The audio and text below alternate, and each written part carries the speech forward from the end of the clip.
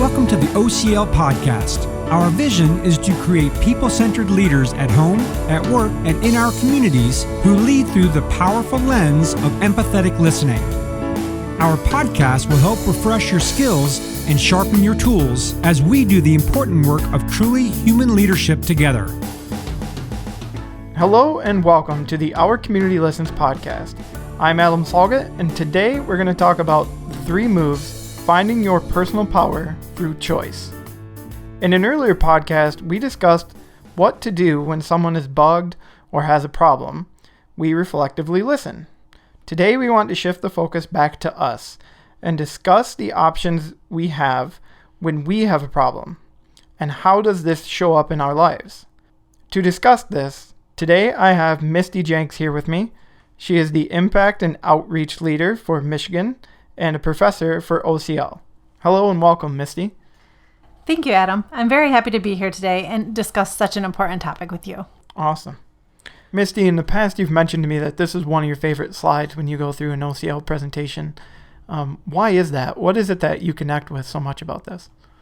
The reason I love this slide is I've seen it play out with the many people that I have come in contact in the nonprofit sector. So whether it's helping women or helping individuals in poverty, a lot of the times it comes down to a victim mindset of this is happening to me, I can't do anything about it. This gives you a framework of yes, you can do something. You have choice, you have power, and you can rise above your circumstances no matter what they are. And that's why I love this slide so much. That's awesome. I can see it. You guys can't see it on the other side, but I can see it in her face when she's talking about giving someone power. She means it. In class, we learned a lot about power and its misuse. In one of our recent podcasts from alumni Amy Phoenix, we even heard about the lasting impacts that misuse can have. But today we want to look at the other side of the power, the positive side called personal power. Personal power is based on strength, confidence, and competence, which individuals acquire in the course of development. It is us asserting our power through our decisions and choice. Okay. And since we always have a choice, we have personal power. Personal power is a positive attitude and mindset. We always have a choice and can control and drive our situations. Situations are never just happening to us. When you mention about having a choice, there's something very specific comes to mind for me, and that's at my desk at work above on the whiteboard, I have written, you have a choice. What are you going to choose? And for me, that is dealing with my physical disability. So I have in my mindset the idea that I have a choice to stay in bed and or to feel sad or to not find a way to get over it. But I do think of it as a choice. I can choose to get up. I can go do the things I want to do. I might do them slower. It might be a little more difficult, but I still get them done, and I push to get through them, and I push to go have fun. So hearing you talk about the choice and the personal power, I connect pretty directly with that. Yes, that's a wonderful example. That's exactly what we're talking about here. We always have a choice in how we react to situations. So tell me more about how we can react to situations that have to do with a confrontation. If you remember from class in the effective confrontation module, we have the 3 moves slide.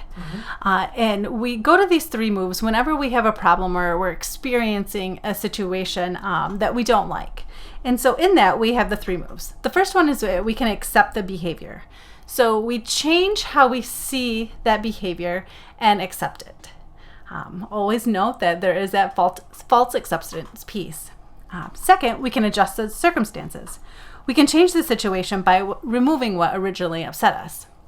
Or the third one is we ask for a change. And that's where we confront the person with the facts and feelings of the problem and ask for them to change. I do remember this slide from class, and in choice 1 and 2, we are making the change or making a choice. And then in the third one, we're asking for others to change. Yes, that is right. That's why I love this slide. It illustrates personal power so well.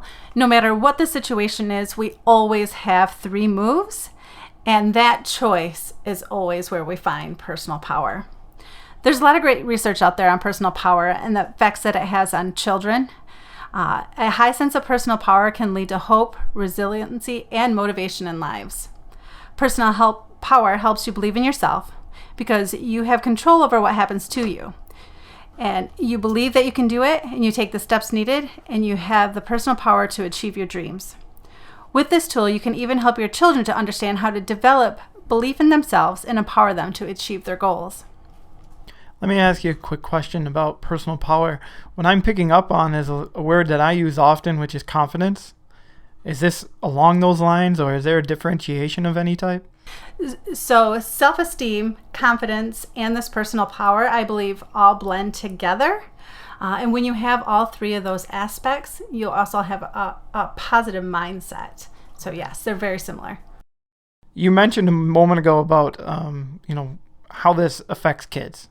I have a young daughter. She's 2.5, and we have another one on the way due in October. Tell me a little bit about how I could use this tool to help teach them to find their personal power. I know she might be a little young, but I might as well start preparing now before I know it. She'll be 6 and 7 and then off to college. I don't know. Absolutely. It's never too early. I also have 2 daughters and use this with them whenever they have a problem. I believe this tool also helps them develop critical thinking skills. So say that your daughter comes home one day and she tells you that a kid in her class is picking on her. What is the first thing that you would do? I'd probably ask them what the kid said, and maybe start to figure out what it is that's going on. But I don't know. To be honest, I could use some help. Absolutely. So the first thing that we're going to do when somebody else has a problem is we're always going to go into that reflective listening mode. Okay. And what this helps with is, do you remember that out of your mind slide? Yes. In class?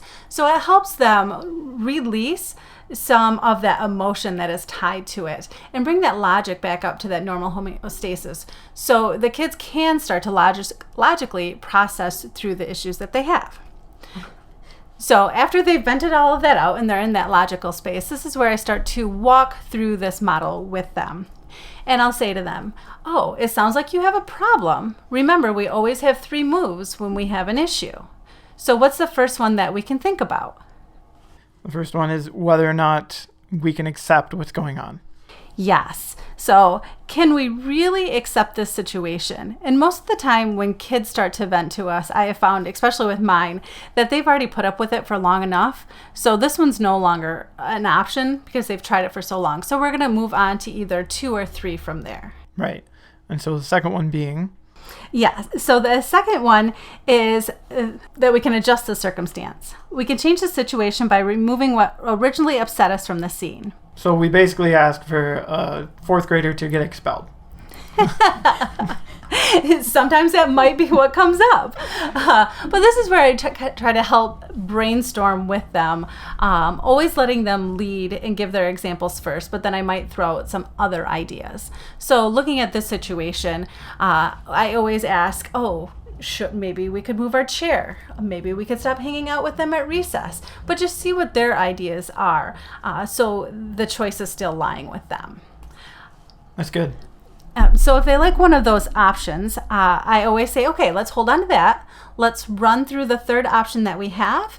And then from there, we can choose the choice that you like the most. So with option number 3 is we can ask for change or do the effective confrontation. And that's when we're facing someone with the facts and the feelings of the problem. All right, so we're talking about creating an FBI statement. Potentially, anyway. Yes, absolutely. Going through an FBI statement with a child, with a kid, I'm sure as they get a little older, they understand it a bit more, but at a younger age, how difficult can something like that be? It's all about role modeling. So the more they see it and the more you prompt them, the easier it comes. I know I have an 11-year-old and a 6-year-old, and my 6-year-old definitely can pick up on the repetitiveness that we do things, and it comes a lot easier for her now. Okay, so I can see how that can be very beneficial to help children develop critical thinking skills, belief in themselves, and empower them to achieve their goals. Thanks so much for breaking that down with me, Misty. I appreciate it. You're very welcome. Outside of your family life, can you tell me how this could apply in the business world? I think the biggest question that I see in the business sector regarding this slide is when an employee is having an issue with their leader. They always say to me that they've already tried effective confrontation and it wasn't successful. And now that they feel that they're out of options.